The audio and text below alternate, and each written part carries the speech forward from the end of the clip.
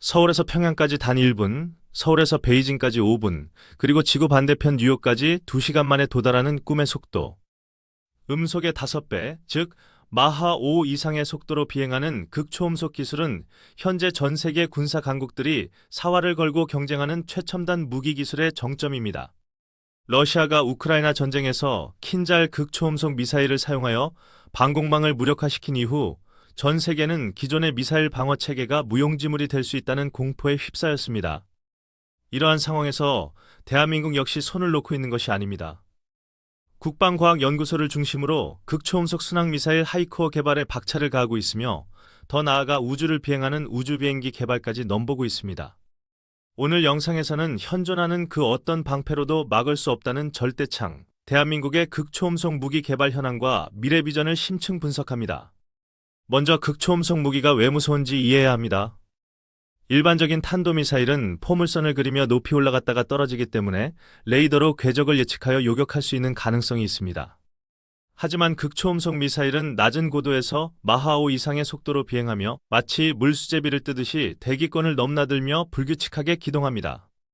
지상 레이더는 지구 곡면 때문에 낮은 고도로 날아오는 물체를 늦게 발견할 수밖에 없는데 발견했을 때는 이미 미사일이 코앞에 닥친 뒤라 요격할 시간이 턱없이 부족합니다. 현재 사드나 패트리어트 시스템으로는 요격 성공률이 현저히 떨어지기 때문에 극초음속 무기를 보유한다는 것은 곧 적에게 공포 그 자체를 선물하는 것입니다. 대한민국이 개발 중인 하이코어는 스크램제트 엔진을 장착한 극초음속 순항미사일 시험 발사체입니다. 스크램제트 엔진은 공기를 흡입하여 압축한 뒤 연료를 분사해 연소시키는 방식으로 마하 5 이상의 속도에서도 엔진이 꺼지지 않고 지속적으로 추력을 발생시키는 최첨단 기술입니다. 마치 태풍 속에서 성냥불을 켜고 유지하는 것만큼이나 어려운 기술이라 미국, 러시아, 중국 등 극소수 국가만이 보유하고 있습니다.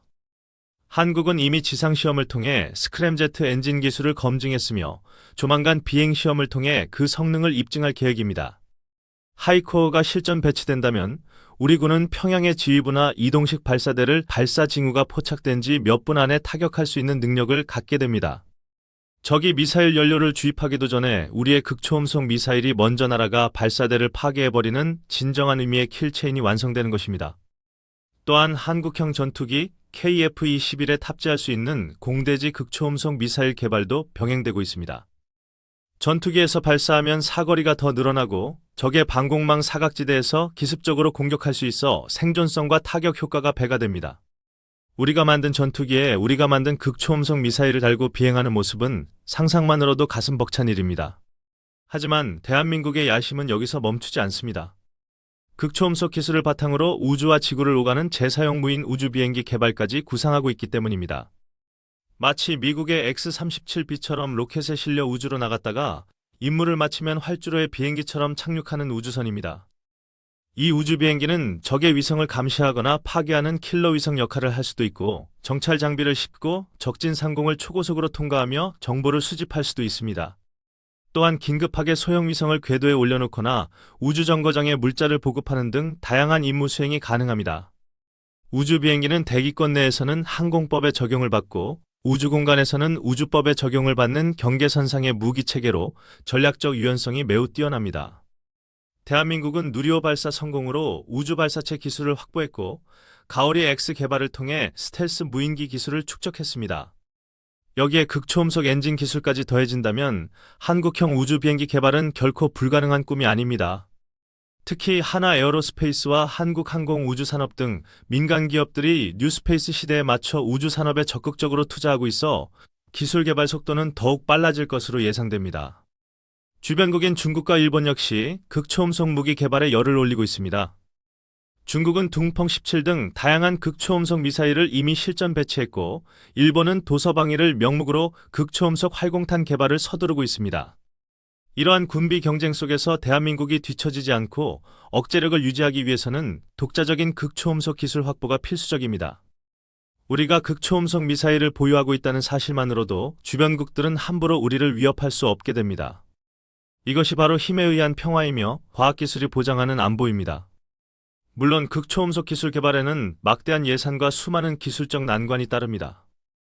마하5 이상의 속도에서 발생하는 수천도의 고열을 견디는 내열 소재 기술, 초고속 비행 중에도 통신이 끊기지 않게 하는 플라즈마 차폐 기술, 정밀하게 목표를 타격하는 유도 기술 등 해결해야 할 과제가 산적해 있습니다.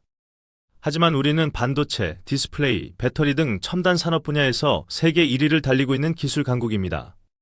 이러한 민간 기술력을 국방 분야에 접목하고 산학연이 협력한다면 충분히 선진국들과의 기술 격차를 좁히고 추월할 수 있습니다.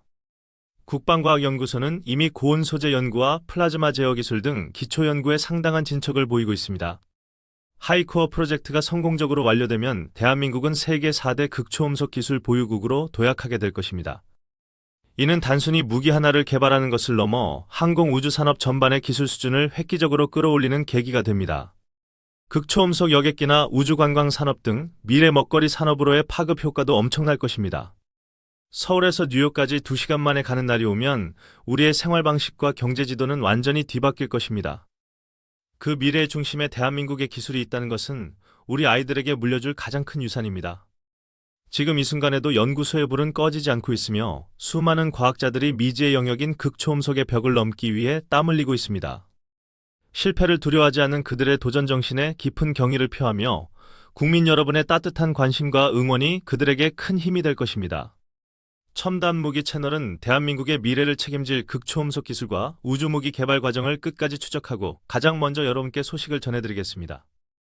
오늘 영상이 유익하셨다면 구독과 좋아요를 통해 대한민국 국방과학기술의 힘찬 도약에 힘을 실어주시기를 부탁드립니다. 여러분의 작은 관심이 모여 대한민국을 그 누구도 넘볼 수 없는 초고속 강국으로 만드는 강력한 스크램제트 엔진이 됩니다. 다음 영상에서는 대한민국 해군의 차세대 구축함 KDDX와 무인수상정 해령의 합동작전에 대한 더욱 흥미롭고 놀라운 이야기를 가지고 돌아오겠습니다. 시청해주셔서 감사합니다. 그리고 극초음속 무기 개발과 함께 반드시 준비해야 할 것이 바로 방어체계입니다. 창이 날카로워지면 방패도 튼튼해져야 하듯이 적의 극초음속 미사일을 요격할 수 있는 LSAM-2 등의 요격체계 개발도 시급합니다. 마하5 이상의 속도로 날아오는 미사일을 요격하는 것은 날아오는 총알을 총알로 맞추는 것보다 훨씬 어려운 기술입니다. 하지만 우리는 이미 천궁이를 통해 히트-투-킬 기술을 확보했고 LSAM 개발을 통해 고고도 요격 능력도 갖추어가고 있습니다. 공격과 방어, 창과 방패를 모두 갖춘 균형 잡힌 국방력만이 진정한 평화를 보장할 수 있습니다. 대한민국이 극초음속 시대의 승자가 되어 한반도의 평화와 번영을 지켜나갈 수 있도록 우리 모두의 지혜와 역량을 모아야 할 때입니다. 끝까지 시청해주셔서 대단히 감사합니다.